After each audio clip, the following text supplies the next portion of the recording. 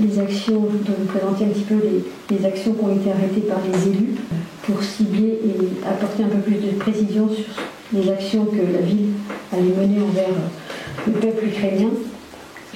Et aujourd'hui, je suis en mesure, à mon niveau, en tant que maire d'Avallon, et avec l'équipe, de présenter les mesures qui ont été arrêtées pour accueillir, puisqu'on sait que une présence de familles mixtes sur le territoire avallonnais et qu'on est aujourd'hui en capacité d'accueillir des familles qui sont en cours d'arrivée.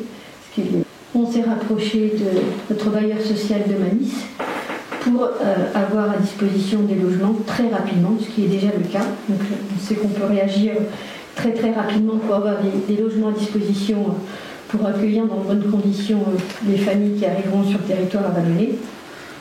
Une cellule d'accueil a été prévue avec à sa tête donc Tony Chauveau, l'adjoint aux solidarités, ainsi que Sophie Belguise, la directrice du centre social, pour coordonner toutes les actions. Donc les actions concrètes que la ville peut apporter, au-delà bien entendu du drapeau affiché sur le fronton de la ville.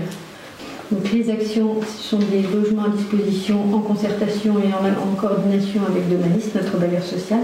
On coordonne en adéquation donc une collecte de biens, de meubles, de vêtements, lorsqu'on aura identifié précisément la composition des familles, bien entendu.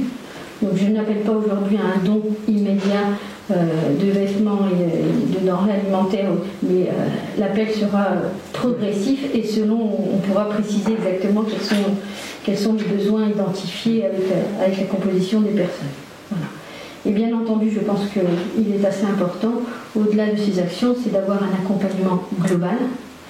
C'est pour ça que l'on s'appuie sur les associations caritatives du territoire, bien entendu, et aussi le centre social qui est coordinateur de ces actions, puisque qui dit famille dit aussi enfants à scolariser.